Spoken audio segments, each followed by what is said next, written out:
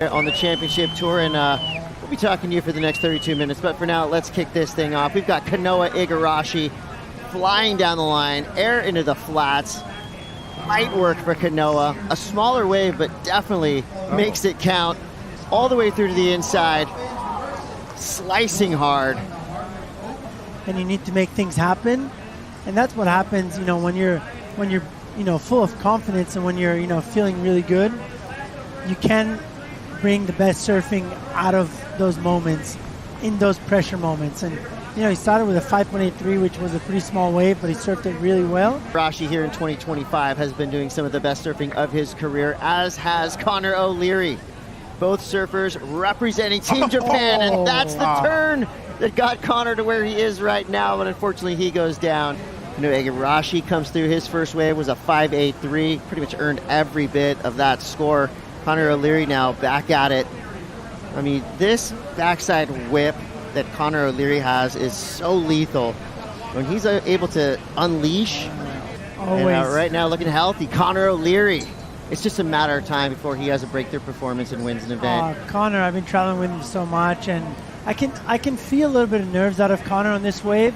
I think it's gonna get him back in the heat, as it is a 6.5. But hopefully this loosens him. And now he's got a front row seat to see Kanoa Igarashi flying down the line. I think the difference between this Kanoa and the Kanoa of last season, to me, is speed. Yeah. You see how effortless he is going down the line. Speed, I think more than anything, that was amazing wave surf. I think speed, there's always speed in Kanoa surfing. 7.33 for that last wave. Amazing. If there's one thing that I can really see from you too, and you guys are obviously the same age, same thing with Jack, is your maturity now. And just the way you're speaking right now, I come a long way. I mean, we've known each other for a long time, but can you just go back to those moments where I'd see you at events? But 6.5 is totally in the heat, and we see Kanoa on a really good looking wave. Looks like it's the second wave of the set, which is always much cleaner, and helps to get out because maybe there was not too much action. Got a little weird at the end of that one. Against Jack, and I thought I was feeling pretty comfortable. He dropped 2.8s on me. So, like I say, this level, so I look at last heat, 16 points to 15.8 from Cole Hauschman. Yeah, this way from Kanoa, he missed a couple, missed his timing a little bit at the start, back, and looks like he's back up. I mean, just wants to keep surfing, keeps feeling it. With this wind like that, yeah, he can throw his big blowtail that he's got really well. And is he going to be able to get a finish on this one? Sure does. Drifts the tail.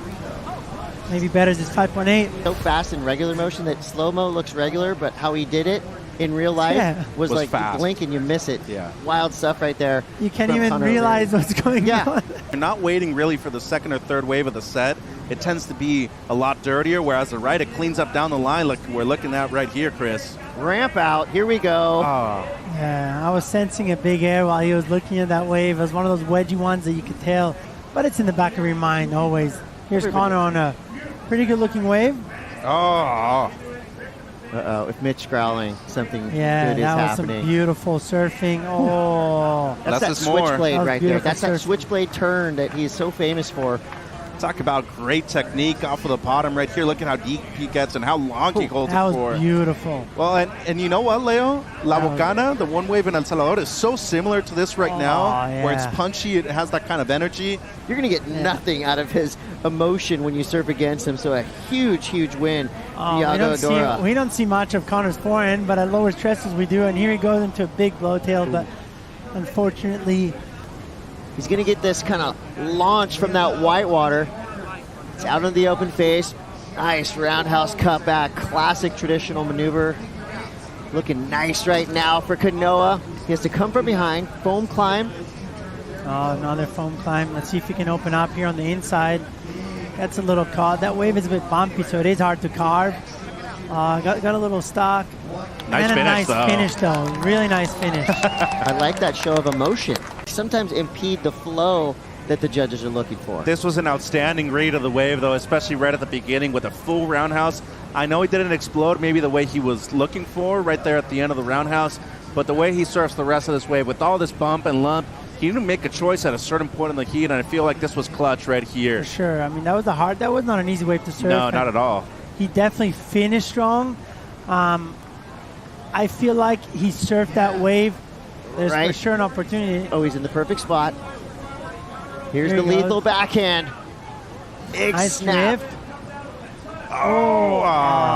Unfortunately, got a little bit stuck there again. Was hoping for that drift. You know, whatever. It's a split-second thing. If he would have known that was a closeout, probably would have approach it differently. Crazy, yes. but one more wave at the end before the finish. Yeah, this could be a victory lap for Kanoa Igarashi, who has been looking so sharp. Oh, that's the drift I love to see about Kanoa. What are Kanoa's chances of winning this contest? They're so high. Kanoa rips. Oh my God. That's the way he's going to win the contest right there.